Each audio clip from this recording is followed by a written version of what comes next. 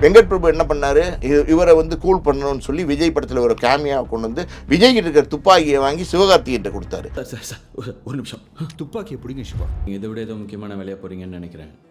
நீங்கள் அதை பாருங்கள் சார், நான் இதை பார்த்துக்கிறேன். இப்போ சிவகார்த்திகேயன் அந்த துப்பாக்கியை வாங்கிட்டு நான் தான் அடுத்த விஜய்னு ஆரம்பிச்சிட்டாரு. இப்போ வெங்கட் பிரபுவே தள்ளி விட்டாரு. என்ன நிலைமை பாருங்க. ஆமா, உன்னை நினைக்க அந்த படம் வந்து ஒரு 20 நாள் 30 நாள் மேலே ஷூட்டிங் நடந்துருச்சு. பாட்டெல்லாம் எடுத்துட்டாங்க, விஜய் நடிச்சாரு. திடீர்னு பார்த்தீங்கன்னா எனக்கு இந்த கதை பிடிக்கலன்னு செட்டை விட்டு கிளம்பி போயிட்டார். அப்போ உங்களுக்கு வெளிச்சம் கொடுத்ததுக்கப்புறம் ஒரு வெளிச்சத்தை கொடுத்த அந்த இயக்குனருடைய படத்திலேயே நடிக்காம கிளம்பி செட்டை விட்டு போறீங்க. வேணான்னு அந்த படத்தை கேன்சல் பண்ணிட்டீங்க. அவர் வந்து சூர்யா எடுத்து அந்த படத்தை ஹிட் கொடுத்தாரா இல்லையா?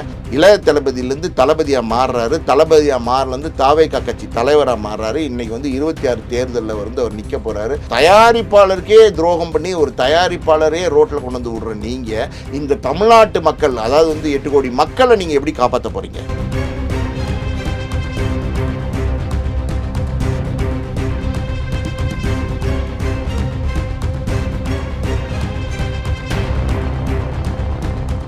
ரியல் ஒன் நேயர்களுக்கு வணக்கம். இன்று நம்மளுடைய நேர்காணலுக்கு சினிமா விமர்சகர், ஆஸ்கார் மூவி ப்ரொடியூசர் திரு பாலாஜி பிரபு அவர்கள் இணைஞ்சிருக்காங்க. சார் வணக்கம். வணக்கம். எப்படி இருக்கீங்க? நல்லா இருக்கு. தமிழ் இப்போ விஜய் சாரனுடைய அடுத்த படம் நீங்க சொன்ன சிவகார்த்திகேயன் அவர்களுடைய படமான பராசக்தியும் விஜய் அவர்களுடைய ஜனநாயகனும் ஒரே டைம்ல தான் ரிலீஸ் ஆகுது.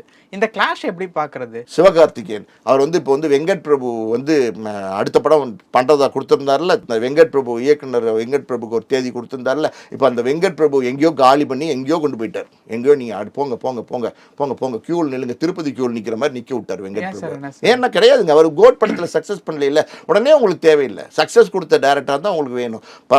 அது உங்களுக்கு அப்ப சக்சஸ் கொடுக்குற டைரக்டர் தான் கமிட் பண்ணாதீங்க. நீங்கள் வெங்கட் பிரபு வந்து கோட்டுக்கு முன்னாடி கமிட் பண்ணுறீங்க. அப்போ உங்களுக்கு நம்பிக்கை இருக்குது விஜய் படத்தை பண்ணுறாரு அப்படின்னு. வெங்கட் பிரபு என்ன பண்ணாரு, இவரை வந்து கூல் பண்ணணும்னு சொல்லி விஜய் படத்தில் ஒரு கேமியாவை கொண்டு வந்து விஜய் கிட்ட இருக்கிற துப்பாக்கியை வாங்கி சிவகார்த்திகிட்ட கொடுத்தாரு. இப்போ சிவகார்த்திகேயன் அந்த துப்பாக்கியை வாங்கிட்டு நான் தான் அடுத்த விஜய்னு ஆரம்பிச்சிட்டாரு. இப்போ வெங்கட் பிரபுவே தள்ளி விட்டாரு. என்ன நிலைமை பாருங்க. பூவே உனக்காக எவ்வளோ பெரிய வெற்றி படம் சார். அந்த படத்துக்கு அப்புறம் வந்து ஒரு படம் வந்துச்சு, அது பேர் தெரில எனக்கு. ஆமாம், உன்னை நினைத்து. அது சூர்யா நடிச்சார் அந்த படத்தை. அந்த படம் வந்து ஒரு 20 நாள் 30 நாள் மேலே ஷூட்டிங் நடந்துருச்சு. பாட்டெல்லாம் எடுத்து விஜய் நடிச்சாரு. திடீர்னு பார்த்தீங்கன்னா எனக்கு இந்த கதை பிடிக்கலன்னு செட்டை விட்டு கிளம்பி போயிட்டார். இது நடந்துச்சு. Lakshmi movie maker. ஆமா, நடந்துச்சு. பூவே உனக்காகங்கிற ஒரு படத்தை கொடுத்து உங்களுக்கு, அதாவது வந்து நீங்க ஒரு நடிகன் தான் அப்படிங்கிறத நிரூபிக்க வச்சு. எதனால இது சொல்றேன்னா, நீங்க இதுக்கு முன்னாடி என்ன படம் பண்ணிட்டு இருந்தீங்க? தொட்டப்பட்டா ரோட்டு மேல முட்டை போரட்டா, நீ தொட்டுக்கொள்ள சிக்கன் தரட்டா, அப்புறம் ஒரு பாட்டு பம்பாய் சிட்டி சுக்காரிட்டி அப்படின்னு பாடிட்டு இருந்தீங்கல்ல. அப்படிப்பட்ட நடிகரை கூட்டு வந்து ஒரு பண்பட்ட நடிகர் இவர் விஜய், பாருங்க நான் காட்டுறேன் அப்படின்னு சொல்லி தன்னுடைய திறமையை காமிச்சு ஒரு இயக்குனர் விக்ரமன் வந்து பூவே உனக்காக எடுத்து கொடுத்தாரு. அந்த விக்ரமனுக்கு இன்னொரு படம் பண்றேன் டைரக்ஷன் சொல்லிட்டு வேற லட்சுமி மூவி மேக்கர்ஸ் நினைக்கிறேன் அதனோட தயாரிப்பாளர், அவங்களுக்கு ஒரு தேதியை கொடுத்துட்டு ஒரு 30 நாளைக்கு மேல நடிச்சுட்டு அந்த டைரக்டர் மேல நம்பிக்கை இல்லைன்னு ஸ்பாட் விட்டு கிளம்பி போறீங்களே. இப்படி நீங்க கிளம்பி போறது ஓகே, நம்பிக்கை இல்லை உங்களுக்கு டைரக்டர். அன்னைக்கு பூவே உனக்காக எடுக்கும்போது எப்படி நம்பிக்கை இருந்துச்சு? ஏன்னா அன்றைக்கி நீங்கள் நடிகனே இல்லை. உங்களுக்கு ஒரு உயரம் தேவை, உங்களுக்கு ஒரு படம் தேவை, உங்களுக்கு ஒரு வெளிச்சம் தேவை. அப்போ யாரையோ நம்புறீங்க. அப்போ உங்களுக்கு வெளிச்சம் கொடுத்ததுக்கப்புறம் ஒரு வெளிச்சத்தை கொடுத்த அந்த இயக்குனருடைய படத்திலேயே நடிக்காமல் கிளம்பி செட்டை விட்டு போகிறீங்க. வேணான்னு அந்த படத்தை கேன்சல் பண்ணிட்டீங்க. அவர் வந்து சூர்யா எடுத்து அந்த படத்தை ஹிட் கொடுத்தாரா இல்லையா? நான் இந்த படத்தில் நடிக்கலை இப்படிலாம் சொல்கிறேன். நீங்கள் எடுக்கிற எல்லா படமும் ஓடிடுதா? நடுவில் ஒரு பீஸ்ட்னு ஒரு படம் வந்துச்சு, அதனோட நிலைமை என்ன? அதுக்கு முன்னாடி என்னமோ பைரவான்னு ஒரு படம் வந்துச்சு, அதனோட நிலைமை என்ன? அதுக்கு முன்னாடி ஆதின்னு ஒரு படம் வந்துச்சு, அதான் என்றென்றும் காதல்னு ஒரு படம் வந்துச்சு. இதெல்லாம் ஏன் ஓடி இருக்க வேண்டியது? உதயான்னு ஒரு படம் வந்துச்சு. நீங்கள் நம்பிக்கை வச்சு கொடுக்குற இயக்குநர்கள்லாம் உங்களுக்கு வெற்றி படம் கொடுத்துட்டாங்களா? நீங்கள் நம்பிக்கை வச்சு தேர்வு செய்கிற கதையெல்லாம் உங்களுக்கு வெற்றி படமாக மாறிடுச்சா? எங்கே ஓடிச்சு? ஓடாத பல படங்கள். 69 படம் நடிச்சிட்டாரு விஜய்ங்கிறாங்களே. அந்த 69 படத்தில் ஓடாத எத்தனை படங்கள் இருக்குது? அப்போ நீங்கள் ஒரு கால்குலேட் பண்ணுறீங்க, நீங்கள் ஒன்று நினைக்கிறீங்க, நம்ம தான் அப்படின்னு நினைக்கிறீங்க, சினிமாவே நம்ம தான் நினைக்கிறீங்க. நினச்சிட்டு போங்க, ஒன்றும் கிடையாது.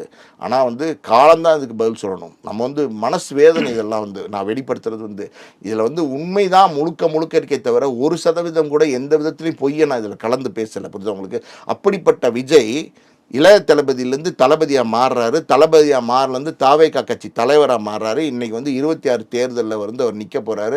என்னுடைய இலக்கு சீஃப் மினிஸ்டர் இலக்குன்னு சொல்கிறாரு. ரைட், வாழ்த்துக்கள். ஆனால் ஒரு தயாரிப்பாளருக்கே துரோகம் பண்ணி ஒரு தயாரிப்பாளரே ரோட்டில் கொண்டு வந்து விடுற நீங்கள் இந்த தமிழ்நாட்டு மக்கள், அதாவது வந்து 8 கோடி மக்களை நீங்கள் எப்படி காப்பாற்ற போகிறீங்க? எனக்கு தெரியல. நீங்கள்லாம் ஒரு தலைவரா? விஜய் அவர்களுடைய ஜனநாயகனும் ஒரே டைமில் தான் ரிலீஸ் ஆகுது. இந்த கிளாஷ் எப்படி பார்க்குறது? இந்த கிளாஷ் பார்க்குறதுலாம் இல்லை சார். இந்த கிளாஷ் நடக்க தான் செய்யும். இந்த கிளாஷ் நடக்க நடக்க தான் செய்யும். ரொம்ப வெளிப்படையாக ரொம்ப ஓப்பன் டேரிங்காக நான் பேச விரும்பல, ஆனால் இந்த கிளாஷ் நடக்க தான் செய்யும். துப்பாக்கி ஏன் கொண்டு போய் அவர் கையில் கொடுத்தீங்க?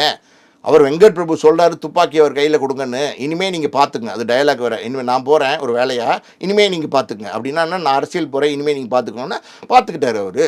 துப்பாக்கியை ஓம்பக்கமே நீட்டினார். எத்தனை பேர் கையில் துப்பாக்கி நீட்டினா தோட்டா உங்கள் நெஞ்சிலே பாயின்னு தெரியாது அவங்களுக்கு? பாயுது இல்லப்ப. அப்ப என்ன செய்ய போறீங்க? என்ன யாரு பெருந்தன்மை? யார் விஜய் சர்மா பெருந்தன்மையா நீங்க கொடுத்தீங்க?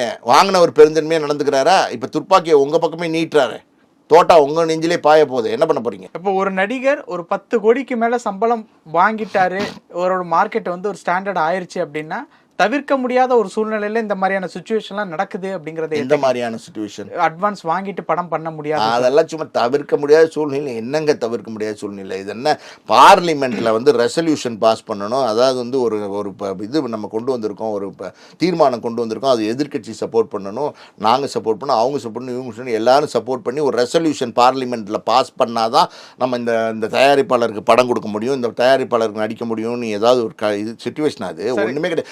ஒரு நல்லா கேட்டுங்க, பார்லிமெண்ட்ல ரெசல்யூஷன் பாஸ் பண்ணி ஒரு முடிவு எடுப்பாங்க. அந்த மாதிரி பார்லிமெண்ட்ல ரெசல்யூஷன் பாஸ் பண்ணாதான் ஒரு தயாரிப்பாளர் தேதி கொடுக்க முடியுங்கிற சுச்சுவேஷன் இருக்கு. ஒரு தனி நபர், அது யாரா இருக்கட்டும், ரஜினி ஆகட்டும், கமல் ஆகட்டும், விஜய் ஆகட்டும், சூர்யா ஆகட்டும், யாரா வேணா இருக்கட்டும், அவங்க நினைச்சாங்கன்னா ஃபிராக்ஷன்ஸ் ஆஃப் செகண்ட் இந்த தயாரிப்பாளருக்கு நம்ம படம் பண்ணணும் அப்படின்னு மனசு நினைச்சாங்கன்னா படம் பண்ணலாம். ஒரு தயாரிப்பாளர் வந்து தெலுங்குல இருந்து வராரு, தெலுங்கு இண்டஸ்ட்ரியில் தில்ராஜுங்கிற ஒரு தயாரிப்பாளர் வராரு. அவர் ஒரு இயக்குனரை கூப்பிட்டு வராரு, வம்சின்னு ஒரு இயக்குனரை.